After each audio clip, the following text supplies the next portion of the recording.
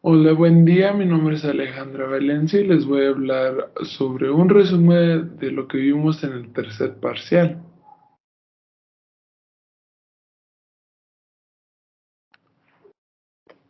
Primeramente vamos a hablar sobre el sistema nervioso, empezando principalmente con epilepsia.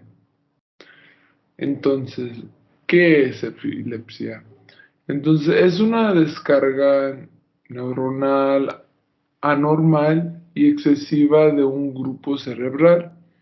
Es la más frecuente que ocasiona y hay manifestaciones que son de hiperactividad neuronal anormal. Si las convulsiones son recurrentes y regulares, entonces así es como sabemos que es diagnosticada como epilepsia. Entonces hay diferentes causas, pero algunas comunes son como cuando hay cambios del tejido cerebral, que son demasiado excitables o el cerebro envía señales anormales. Entonces, de estas causas, las más comunes son como demencia, ah, tumor cerebral, vasos sanguíneos anormales en el cerebro y infecciones como abscesos o meningitis. Algunas pruebas que podemos hacer para reforzar que es epilepsia es por el electroencefalograma. Entonces, lo que esto hace es revisa la actividad del cerebro para poder saber dónde empiezan las convulsiones. Otra prueba también es tomografía, que es computarizada, o resonancia magnética. Entonces también igual encuentra las causas y locaciones del problema del cerebro. Entonces algunos tratamientos que podemos hacer son ciertos medicamentos, el cambio de vida, si fuma, es obeso, y también una cirugía. Si esto ocasiona en nuestra clínica, el manejo odontólogo es posponer el tratamiento si ha habido una crisis reciente o suspensión de medicamentos. También es importante citar a primera hora y pedir exámenes de laboratorio antes de la cirugía.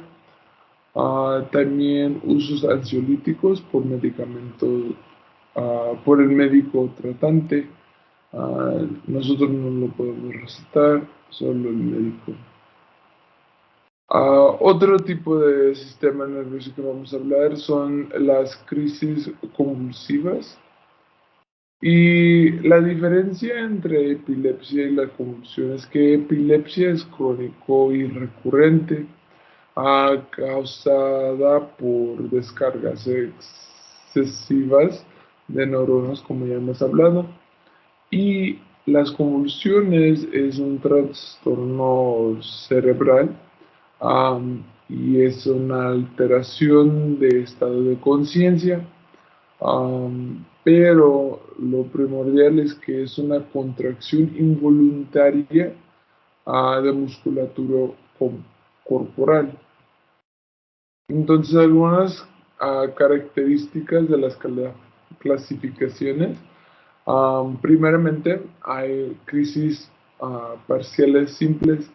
Entonces, aquí es cuando hay pérdida de palabras como motores, am, encaminar, hablar, o autonómico, que viene siendo, que viene siendo palidez, sudoración o dilatación pulpar. También hay sensorial, que viene siendo visual, auditivo, olfatorio, y gustativo. Y finalmente hay sobre pérdida de sensación de tiempo, miedo y ira. Y a continuación, sobre las diferentes clasificaciones, hay parciales complejas, que es cuando no hay compromiso de conciencia, y cuando es crisis generalizada es cuando es más simple y compleja. Entonces, en la manifestación oral hay diferentes tipos como serostomía, agrandamiento gingival, atrición severa, lengua geográfica que se puede ver en el paciente. Entonces, en el manejo odontológico, es importante poner el paciente de cúbito lateral, aquí como podemos ver en la imagen. Ahí también posponer la cita y retirar cualquier instrumento que esté alrededor del paciente para evitar cualquier problema. También vamos a hablar sobre la administración de medicamentos, especialmente la alergia. Entonces, ¿qué significa esto? La alergia es una reacción exagerada y anormal. Es fundamentalmente sobre la inmunoglobulina E y responde al mecanismo de hipersensibilidad tipo 4 o 1 o inmediata que vamos a hablar ahorita. Entonces el tipo 4 es alergia con contacto, que viene siendo con látex, amalgama, piercings o implantes. Entonces cualquier contacto que tenga el paciente con algo. El tipo 1 es alergia con medicamentos. Y aquí hay unos ejemplos como adhesivos que usamos para los selladores, AINES y beta-lactámicos. Algunas causas que pueden ocasionar son edema plano, aquí podemos ver oral y en la piel, y está desencadenado por el hepatitis C, o también puede ocasionar por la vacuna contra la gripe, analgésicos o medicamentos cardiovasculares. Entonces, aquí hay la clasificación de los diferentes tipos de reacciones por anestéticos. Tenemos éster y amida. Entonces, aquí hay los diferentes tipos de estes como cocaína, benzocaína, procaína, tetracaína y cloroprocaína. Y en los amidas que usamos mucho en la oficina es lidocaína, metilvacaína, prodicaína y muchas más. Continuando con la administración de medicamento, vamos a hablar sobre el shock anafiláctico. Entonces, ¿qué es esto? Es cuando hay una reacción grave de hipersensibilidad inmediata frecuente a un agente. Entonces, como podemos ver en la imagen, esto ocurre inmediatamente en unos minutitos. Y pueden ser graves o no graves. Aquí, como se ve el paciente, se mira como que es grave, se le hincha la piel, los labios, los ojos, todo. Entonces, en el manejo odontológico, lo que tenemos que hacer es, si es en piel o mucosa, no requiere primeros auxilios porque no comprometen la vida. Usualmente, si es en vías aéreas o respiratorias, es cuando afecta más la vida. Entonces lo que deberemos de hacer es usar la epinefrina intramuscular, porque es un tipo de vasodilatación y esto favorece la absorción. Entonces es importante hacerlo intramuscular, como podemos ver en la imagen. Y la dosis es 0.3 miligramos que deberemos de usar.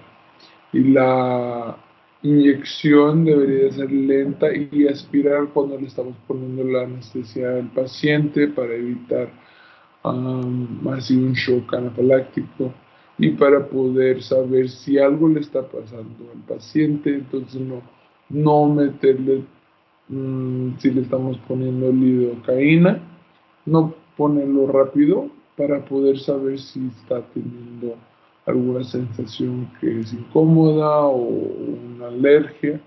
Entonces, para que sea menor y no tanto de lo que le estamos poniendo al paciente, y también tranquilizar al paciente durante este proceso. Entonces, el sobredosis aquí, para evitar eso, aquí tenemos un diagrama donde podemos ver cómo es el porcentaje, el miligramo y cómo calcular si es, si es un sobredosis. Para evitar eso, entonces lo que deberemos de hacer es calcular el anestésico por cartucho. Entonces aquí podemos ver los diferentes tipos de anestésicos, la concentración que lleva cada uno y el miligramo. Entonces aquí lo que deberíamos de hacer es, por ejemplo, si hay un tubo de 2% y contiene 20 miligramos en un tubo, entonces por lo tanto lo deberíamos de multiplicar para saber cuánto va a ser por tubo. Continuando, vamos a hablar sobre las alertación del sistema vascular, que viene siendo insuficiencia cardíaca. Entonces, la insuficiencia cardíaca es cuando el corazón es incapaz de proporcionar el volumen de sangre necesario, aunque el retorno sea normal.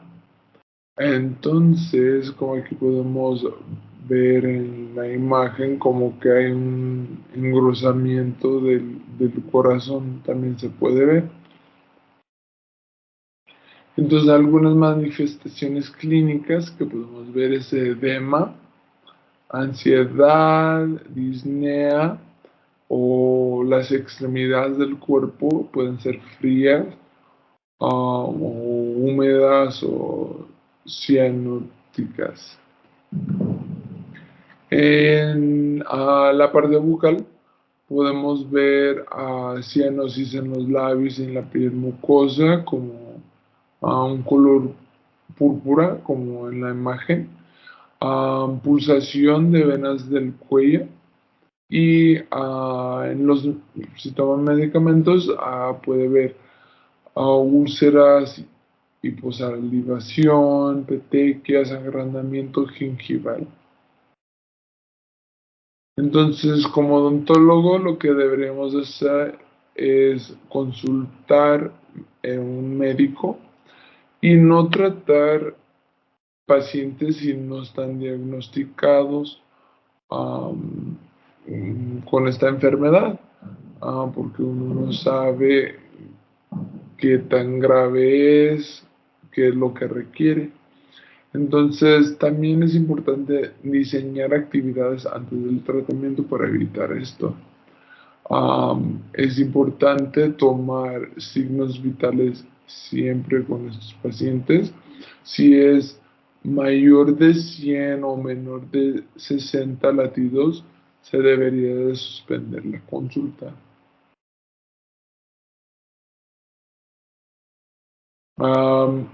Otras alteraciones del sistema vascular es la hipertensión arterial. Y esto es una afección de la presión de la sangre hacia las paredes de la arteria. Si no está tratada, esto puede ser muy problemático y la expectativa de la vida es entre 10 a 20 años.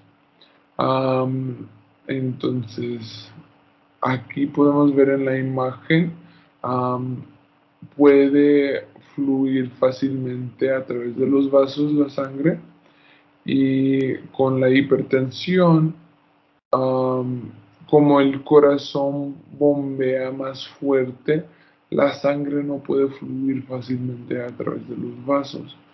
Entonces, pues eso am, es por la presión de las paredes de las arterias.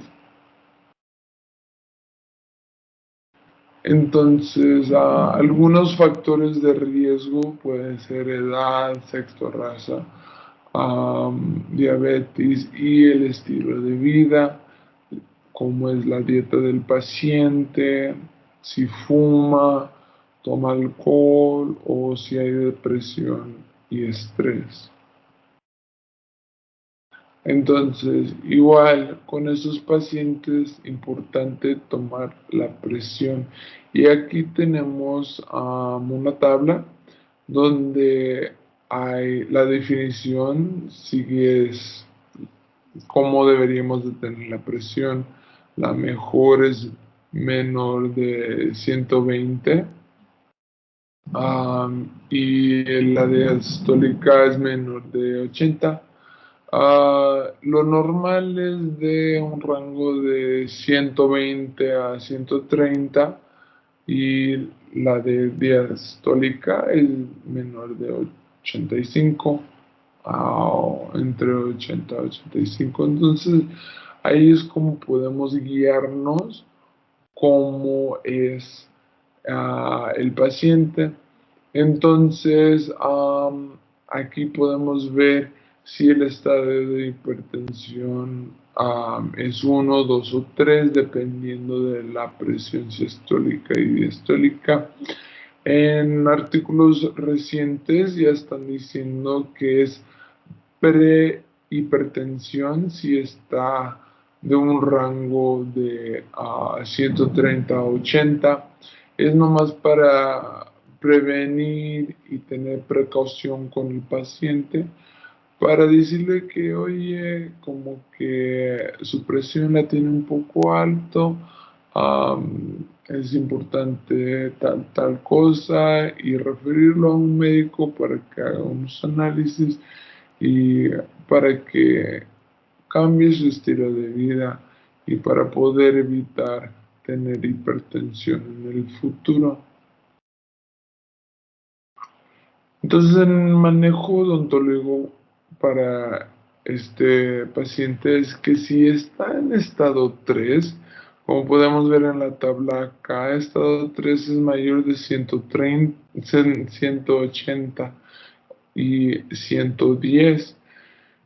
Entonces no deberíamos de realizar el tratamiento, es lo más alto que tiene el paciente.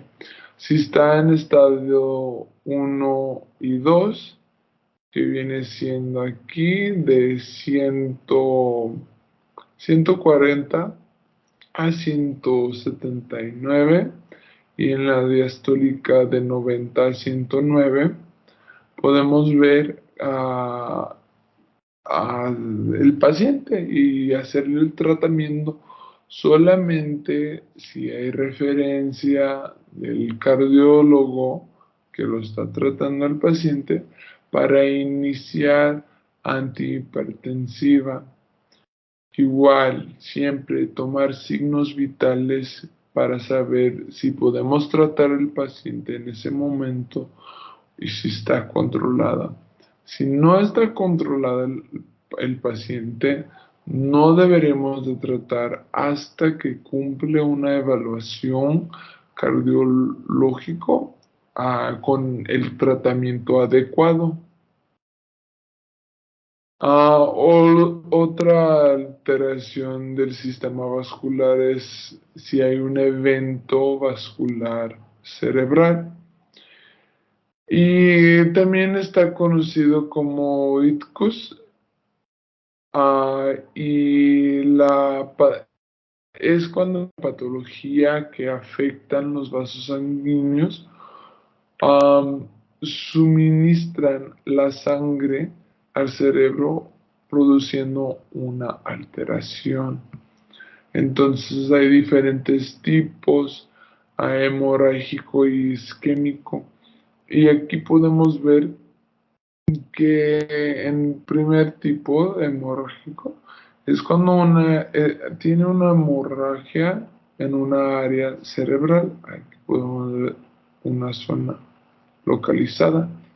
Y acá hay una obstrucción en una arteria del cerebro. Entonces esa es la diferencia de los dos tipos. Y en el manejo odontológico, lo que deberemos hacer es consultar un médico si deberemos de suspender el tratamiento por unos días. Y muy importante, promover un coágulo estable y prevenir trombosis, y esto se puede hacer usando medicamentos como ácido acetilsalicílico, otros más. Y también vamos a hablar sobre angina de pecho. Entonces, esto es cuando hay una discrepancia entre el oxígeno y el miocardio. Incapaz de las arterias coronarias debido a la disminución en el lumen arterial. Entonces lo que puede sentir el paciente es dolor opresivo en el hombro, en el pecho. También irrita el hombro y brazo izquierdo y hay una sensación de muerte. Si es mayor de 20 minutos, ya sabemos y podemos identificarlo como si fuera un infarto al miocardio. Y algunas más manifestaciones orales es dolor, hiposalivación y cambio de tejidos blandos. Lo que deberíamos hacer como odontólogos es suspender el tratamiento, poner el paciente en una posición cómoda y tomar signos vitales. Y si hay oxígeno, es importante administrar oxígeno 6 litros por minuto. Y finalmente vamos a hablar sobre el infarto al miocardio. El infarto al miocardio es una necrosis miocárdica por obstrucción aguda en una arteria coronaria. Entonces aquí podemos ver ah, los diferentes tipos de arterias. Entonces aquí es una arteria normal donde puede fluir la sangre. Aquí está obstruida al 25%. Aquí podemos ver un poco de grasa. Y aquí está obstruida al 85%. Entonces prácticamente no puede fluir la sangre adecuadamente. Entonces, como odontólogos, deberíamos de tratar el paciente a partir de los 6 meses si está estable después de el infarto. También es importante administrar antiangiosos o calmantes y oxígeno y pedir ayuda médica, y no deberíamos de suspender medicamentos solo si dice el médico. Entonces nosotros no más podemos decir que ya no tome un medicamento sin consultar el médico. Entonces, lo que vamos a hacer ahora es les voy a enseñar, les voy a hacer una práctica sobre si hay una crisis convulsiva en el consultorio. Entonces, voy a agarrar a mi paciente.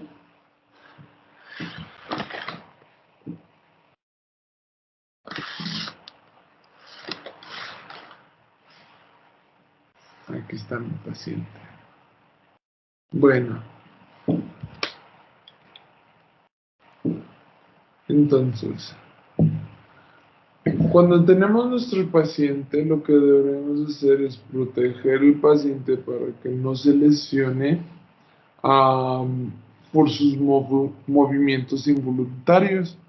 Entonces, si el paciente está sentado, lo que deberíamos de hacer es despejar el sitio, retirar la mesa instrumental porque hay muchas cosas que puede provocar un daño, un peligro, no solamente para el paciente, sino para los que están alrededor.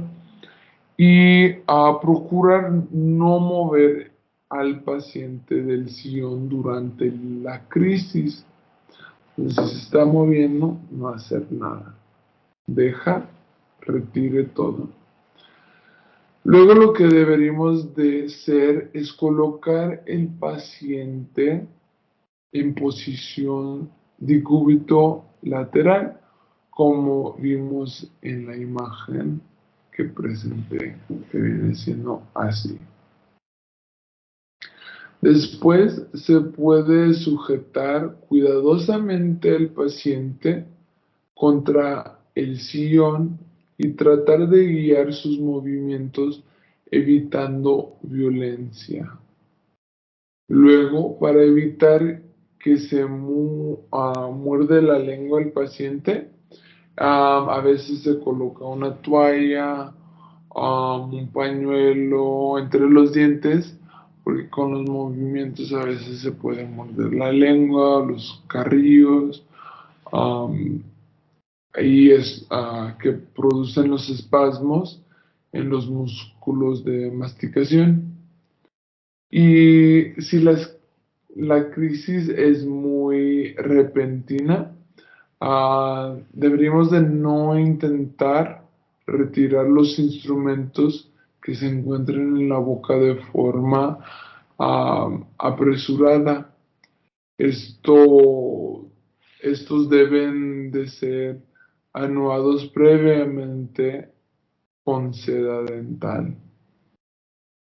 Y finalmente, si presenta una crisis, es importante posponer la cita para que se calme el paciente y no se estrese y para que le dé tiempo de calmarse.